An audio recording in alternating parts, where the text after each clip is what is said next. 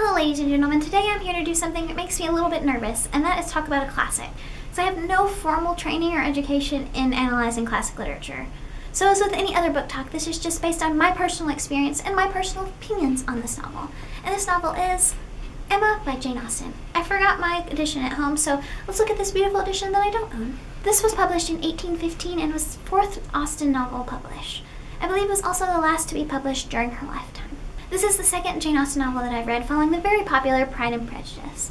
I found that the language of Jane Austen's time was a little bit difficult for me to read, so I read parts of Emma while listening to parts of it in audio form as well.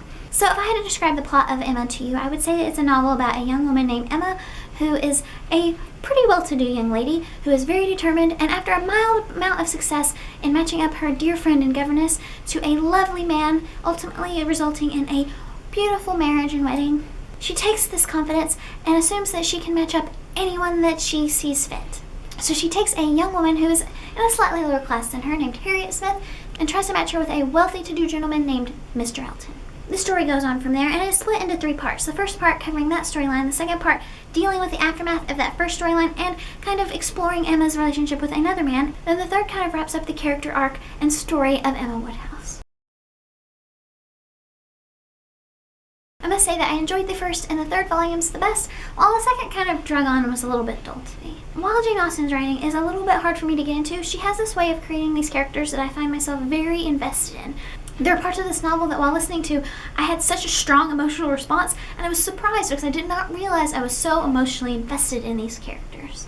So I initially picked up this novel after hearing that it was going to be adapted into the web series Emma Approved, which was created by the same people who created the very popular Lizzie Bennet Diaries. Before approaching this novel, I got some opinions from people who I knew had read more Austen than me, and they said that Emma was one of their least favorite Austens, almost solely based on the fact that they didn't really like Emma as a main character. And Jane Austen herself said that she created a main character that probably only she would like. But I disagree. I did not find Emma nearly as dislikable as everyone made her out to be. I feel like Emma is a great example of what it's like to be a self-assured teenager. I think we've all been in Emma at some point, have a mild amount of success, and think that we know what we're talking about. And life just has to show us differently. So maybe I'm reading into things too much, but perhaps some people don't like Emma because she kind of reminds them of things that they're not very proud of. I'm going to link to a video by Maddie who said all of this way better than I did. Future Susie here. I feel like very important parts of this novel I have to discuss are very spoilery, so if you don't want to be spoiled on this novel, you should go and read it, or watch Clueless and then come back and watch this video, because I don't want to spoil you and I don't want you to hate me, and you should read this book. Okay, bye. And I think perhaps my most favorite part of Emma was the kind of love interest in this novel, and his name was Mr. Knightley. This is the part of the novel where I express a very unpopular opinion, where I tell you that I preferred Emma over Pride and Prejudice, almost solely because of Mr. Knightley. I have never understood the appeal of Mr. Darcy. His big gestures just weren't romantic to me. It's not enough. He was a refined gentleman who wasn't afraid to call Emma out on her childish bullshit. He made Emma realize things and ultimately be a better person, and that's what you want in a partner. So I immediately fell in love with Mr. Knightley, and it didn't hurt that I had the image of Paul Rudd as Mr. Knightley because he played the equivalent in the modern adaptation of Clueless, because Paul Rudd always helps. But regardless, I loved Mr. Knightley in the novel and in every cinematic portrayal I've seen since. My main qualm with this novel is that there's just not enough Mr. Knightley. I feel like this novel really gave me hope for future Austen adventures.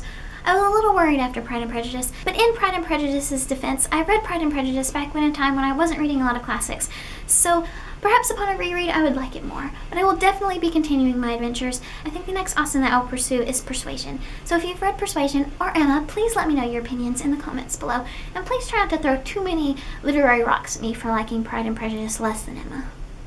Please. I hope that this rambly video became something cohesive and helpful. So thank you all so much for watching. I'll see you very soon with a new video.